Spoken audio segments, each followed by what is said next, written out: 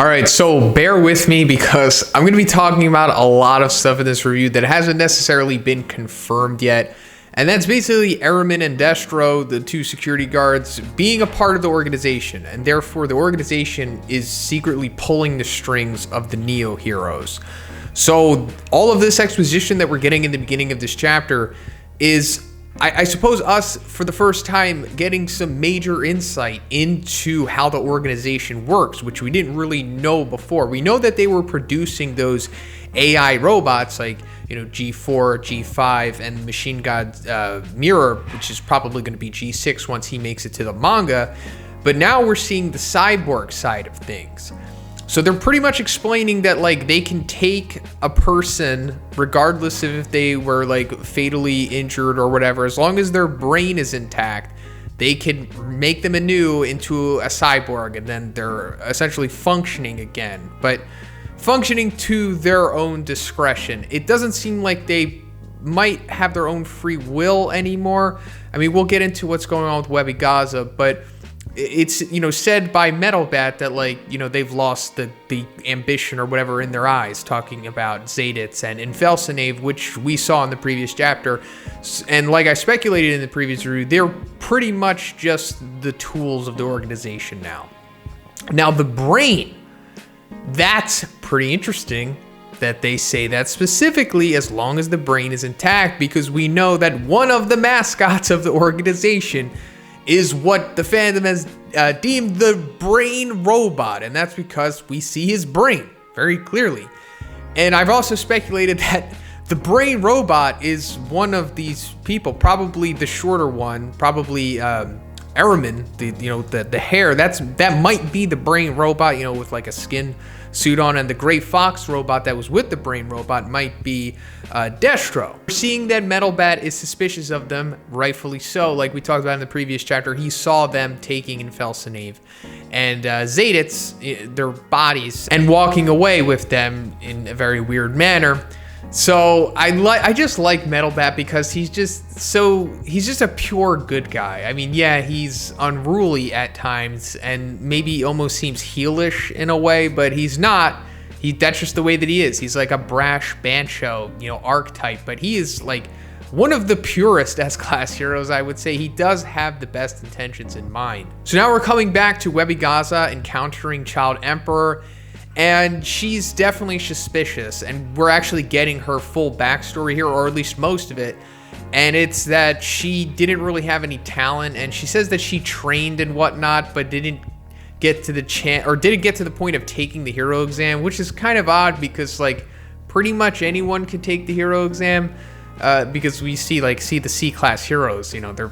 I mean, I don't know. Maybe she was one of those dudes that we saw when Saitama was taking the exam. She wasn't even good enough to, I guess, pass it or whatever. But then we saw that her agency let her know about the augmentation services supplied by the Neo Heroes, which is definitely the organization.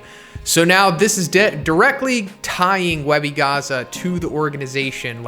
We saw that she was a 70% or 71%, I don't remember the exact number, cyborg, which is pretty impressive, strong enough to be a Neo leader, evidently. But they've also nerfed her in a way to where she's relying on them, and that she has to keep going back to them for maintenance. And she doesn't regret it because, this is what she ultimately wants. So you kind of feel bad for Webby Gaza in a way. So while she is probably a bad guy, because it goes back to them transforming people into cyborgs and whatnot, we saw how Infelsinave and Zaditz essentially lost their own wills. Maybe Webby Gaza has a similar thing going on here where she can act as if she has her own free will, but it's very possible that she's just, going along with what they want. Because I don't think it's a coincidence that she's stumbling upon Child Emperor at the exact moment that he's discovered what's going on with the eels, which is also directly tied to the organization controlling these dragon monsters. But us feeling bad for her and seeing her somewhat of a tragic backstory makes me think that she might be set up for a redemption later on once everything is all said and done, and maybe the things that require her to go back for maintenance might be fixed maybe by Dr. Kuseno, if he turns out to not be a bad guy, which, you know, I'm kind of sus on him. Maybe somebody from the Hero Association, maybe Metal Knight, but just let's put a pin in that storyline for now. So then we're coming to Darkshine. We're actually seeing him training the Neo Hero students, or whatever they're called, because we knew that this was going to be Darkshine's role coming into the Neo Heroes. He was never going to be like a Neo leader or have any active duty or whatever. He's still traumatized by the whole Awakened Garo thing and everything, and that's, you know, touched on because, you know, Purry Purry Prisoner calls him, and I like the little comical panel where he's like, Purry Purry Prisoner, how'd you get my number? But he's like asking him, like, you know, how can I help my prisoner guys? I'm trying to train them, as we saw in the previous chapter. You know, how can I get them into the mindset of being a warrior and whatnot? And he's like, look, I can, you know, teach you how to eat. I can teach you how to train, but I can't teach you how to be a warrior or have that type of mentality. I'm broken. So I think this is just further illustrating that he hasn't had any development in that area yet. Like, Darkshine is still very damaged, and we're not going to see him get into any active combat for a while. Do I think he eventually will? Yeah. It'll probably eventually get to the point where he's going to fight Raiden, I assume, and then maybe that will be his big overcoming moment, or his big character arc where he realizes that I am a hero and that I don't have to, you know, give in to my insecurities or whatever else is going on with me. But then we're coming to the end of the chapter with Aramin and Destro showing Metal Bat the recovery room, the place where they make the cyborgs and stuff like that. And they're like, go ahead and check it out. And I like how Metal Bat's like really honest. He's like, well, you know, I don't even know what's going on with this stuff, so I wouldn't even be able to tell you if you are being sus or not, so I'll just give you the benefit of the doubt. But then Mars Leo and Solitude, or Coco, whatever his name is, they come out of nowhere and they blindside Metal Bat. And we definitely see that they've been modified, or at least Mars Leo has. So I suppose they've both undergone more cyborgification. I mean, Solitude was already in that process because he came from like that fighting league. But I suppose they've been amplified with power, and then they have the suits on as well.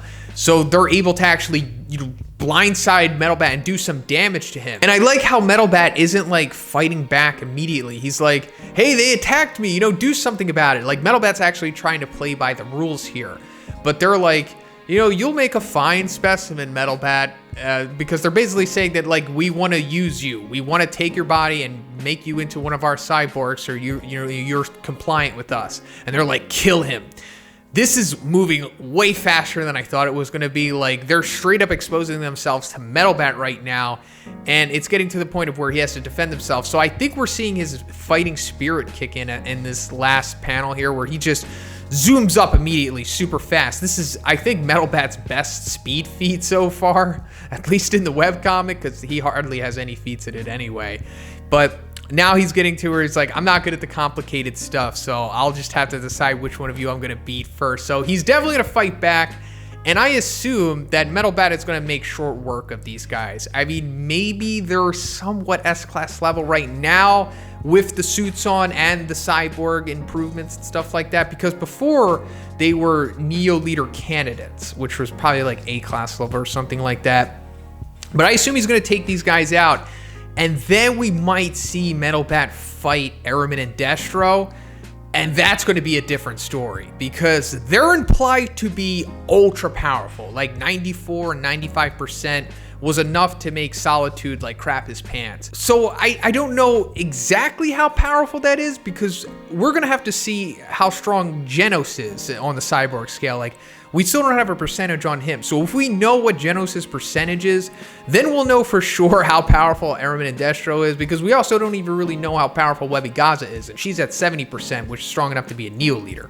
So these guys have to be dragon level somewhat, I suppose. So, and even if they do fight Metal Bat, like, what's going to happen? I mean, Metal Bat's obviously not going to die here. I don't expect him to die or even become a cyborg at this point. So either he's going to fight them and lose, or somebody's going to intervene or something. I'm really looking forward to seeing what's going to happen with this storyline, because it's at a critical point right now, and like major things are going to happen. But that's pretty much it for the review today, guys. Let me know what you thought about this chapter in the comments. What do you think is going to happen? And if you liked it, please give it a like. Please subscribe as well, trying to reach that subscriber milestone before the end of the year. Also have a Patreon and a Discord. And have a great day. I'll see you in the next one.